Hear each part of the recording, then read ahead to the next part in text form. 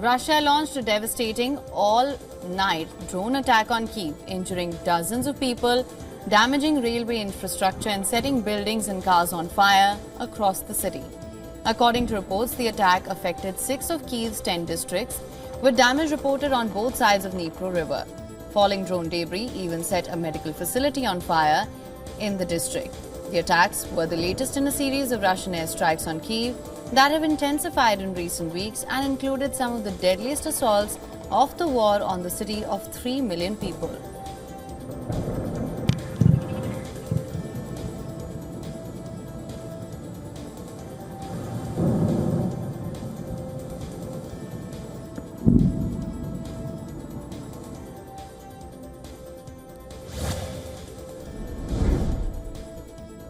US President Donald Trump has said he made no progress with Vladimir Putin on ending the Ukraine war in a call on Thursday as the Kremlin insisted the Russian president would stick to his aims in the conflict.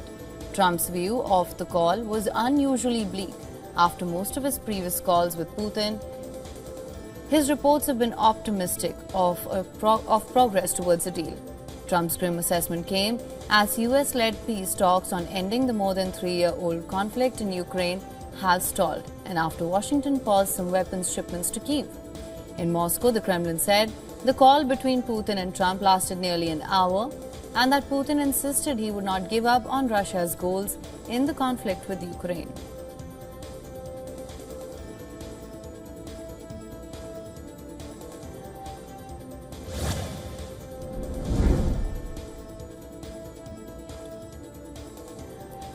The White House shared footage on social media showing the meeting between US President Donald Trump and former Israeli-American hostage Eden Alexander, who was released from captivity by Hamas in May. Alexander moved to Israel at the age of 18 and joined the Israeli military. He was actively serving in the Israeli military when he was captured during Hamas's October 7, 2023 attack. He was freed after 584 days in captivity, and he was considered the last surviving US hostage held in Gaza.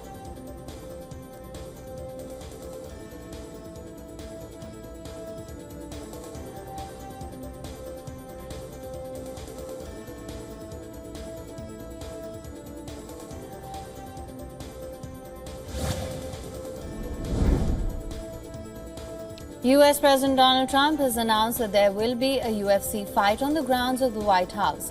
Trump says that the fight will be part of celebrations to mark 250 years since the US Declaration of Independence. Trump announced his plan in Iowa during the kickoff for a year's worth of festivities. He also announced a culminating festival on the National Mall in Washington and a separate athletic competition featuring high school athletes from across the country.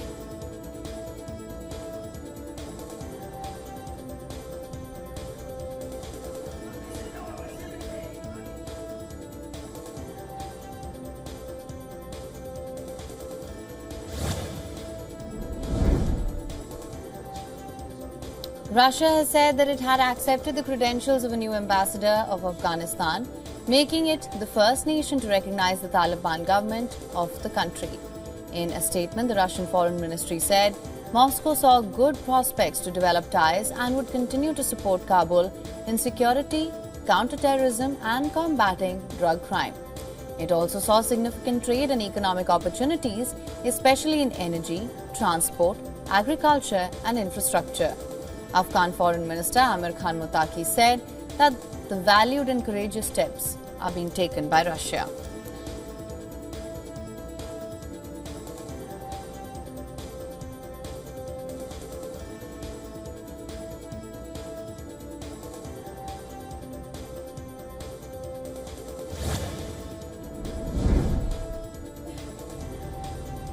The US government has been expanding national defense areas along the US-Mexico border, empowering soldiers to detain people who cross the border illegally. As of June 2025, there are 4 such zones covering approximately 583 miles of the border. President Donald Trump's declaration of a national emergency at the border has allowed the army to sidestep a law prohibiting the military from civilian law enforcement.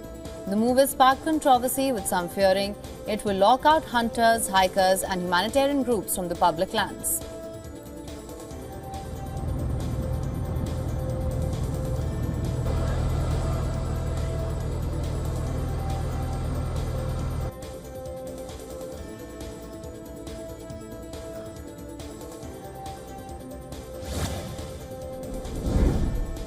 Bolivia's Congress erupted in chaos as lawmakers clashed over $2 billion lithium contracts with Chinese and Russian firms. The session turned violent with scuffles, paper throwing, and physical attacks on lawmakers. Protesters, including civic leaders from the region, fear the deals will harm the environment and fail to benefit local communities, sparking concerns over the government's intentions and the contract's terms. Para tecnología, para extracto directo. Si hay algún motivo a su voto. Gracias.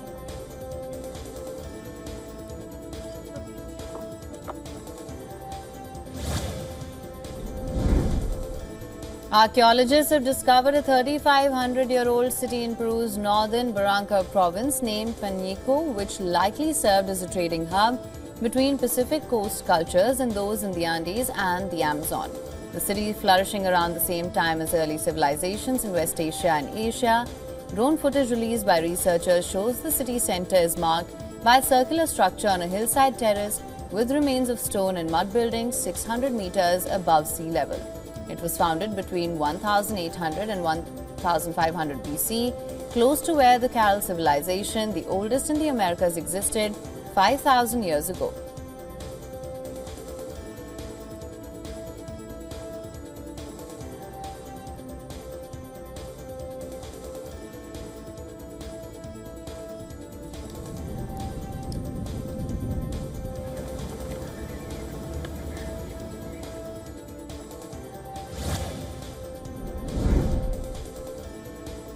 After a century-long ban, swimming in the Seine River is set to resume on the 5th of July, with 3 designated swimming sites near iconic landmarks like Notre Dame Cathedral and the Eiffel Tower.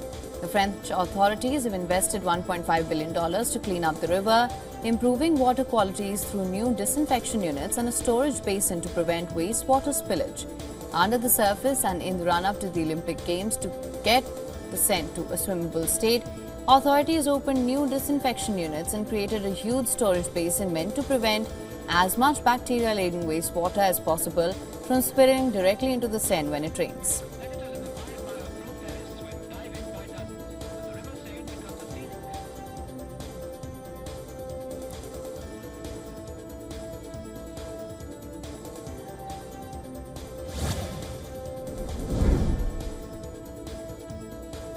Chinese Foreign Minister Wang Yi emphasized that China-EU relations should be a partnership with cooperation as the mainstream tone, independence as the key value, and win-win prospects. He also said rare earth exports shouldn't be an issue between China and Europe, emphasizing that controlling dual-use goods is standard practice.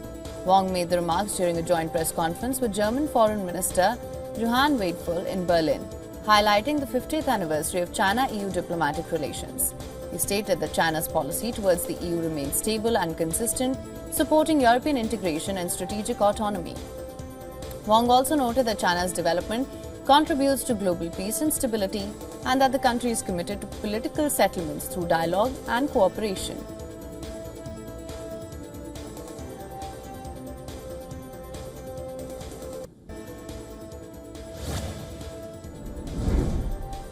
Indian Prime Minister Narendra Modi is in Trinidad and Tobago as part of his 5-nation tour that aims to strengthen and bolster ties with the global south. He was given a ceremonial guard of honor upon his arrival at the Piaco International Airport. Addressing the Indian diaspora at a community event, Prime Minister Narendra Modi announced Overseas Citizenship of India (OCI) cards to be given to the 6th generation of the Indian diaspora in Trinidad and Tobago.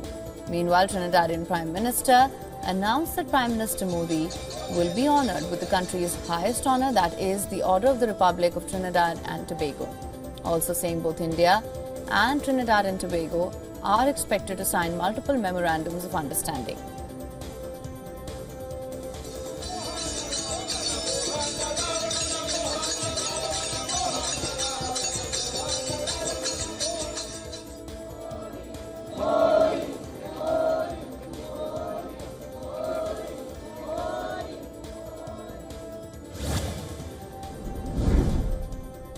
Ecuador seized nearly 3 tons of drugs linked to the Albanian mafia, which has ties to Colombian and Mexican cartels. The seizure is part of a record 294 tons of drugs confiscated in 2024, up from 221 tons in 2023. The drugs were found camouflaged in banana boxes in Gakwal, a key shipping point for narcotics. 5 people were arrested and the operation was described as a major blow to the Albanian mafia. Drug violence raised the homicide rate from 6 per 100,000 people in 2018 to 38 in 2024, surpassing a record high of 47 in 2023.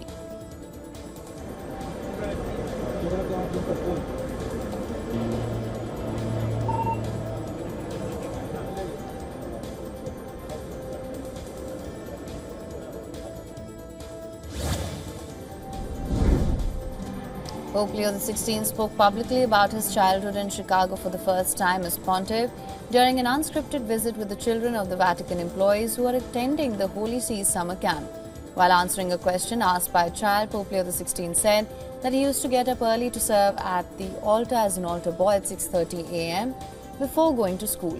He recalled that the Mass was an opportunity to get to know other children and celebrate friends. He switched to English from Italian to interact with some Ukrainian children who were also part of the interaction. The visit, which was not announced in advance, took place in the Vatican's main audience hall, which was decked out with huge inflatable bouncy castles for the estimated 600 children. Sorrisoni, anche chi non ha i denti, sorridiamo.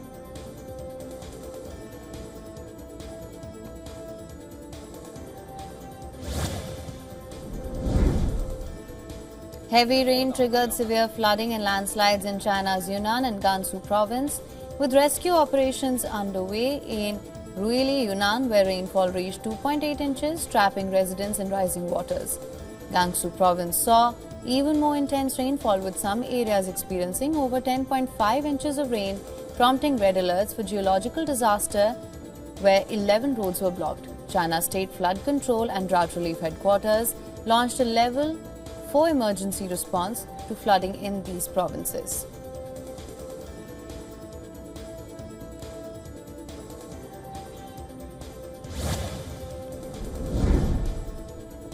The dollar pad gains against the euro and yen. Trump got his signature tax cut bill across the final hurdle, and pressure mounted on countries to secure trade deals with the United States. The greenback rallied in the previous session after stronger than expected US jobs data pushed out of the timing for potential rate cuts by the Federal Reserve. The dollar index, which tracks the greenback against major peers, is headed for a second straight weekly decline. The Republican-controlled House of Representatives narrowly passed Trump's spending and tax cut bills that is estimated to add $3.4 trillion to the nation's $36.2 trillion debt. Trump is expected to sign the bill into law today.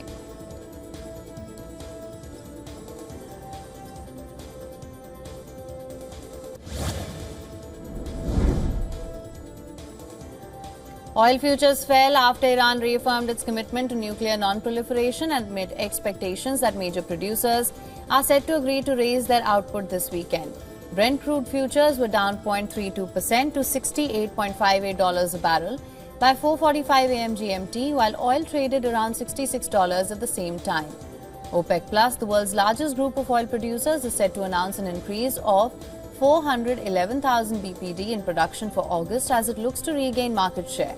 Barclays said that it raised its Brent oil price forecast by $6 to $72 per barrel for 2025 and by $10 to $70 a barrel for 2026 on an improved outlook for demand.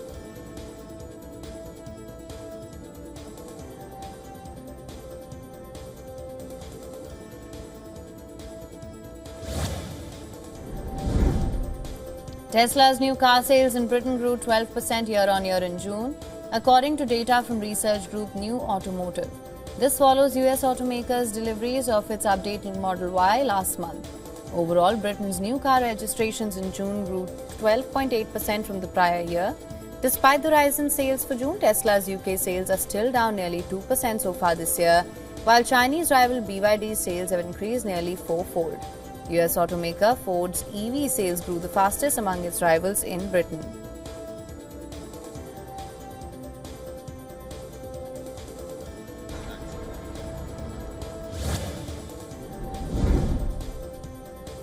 Australia will likely be subjected to 10% tariff rate on all exports to the US, but the government will continue to try and negotiate for an exemption, according to Australian Prime Minister Anthony Albanese.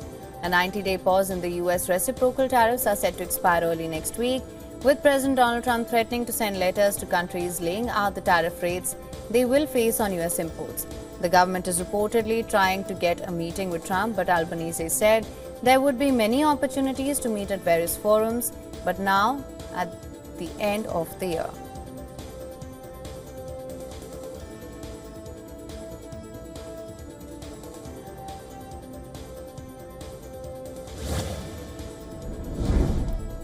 On to climate-related updates now. A devastating wildfire known as the Madre Fire has exploded in size in central California, becoming the state's largest blaze so far this year. The fire has ripped through grasslands in southeastern San Luis Obispo County, growing to over 55 square miles with only 5% containment. The fire has prompted evacuation orders and warnings for tiny communities near State Route 166 as flames move through hilly terrain towards the Carrizo Plain National Monument. According to authorities, the fire was pushed by summer gusts that typically increase as the sun starts going down.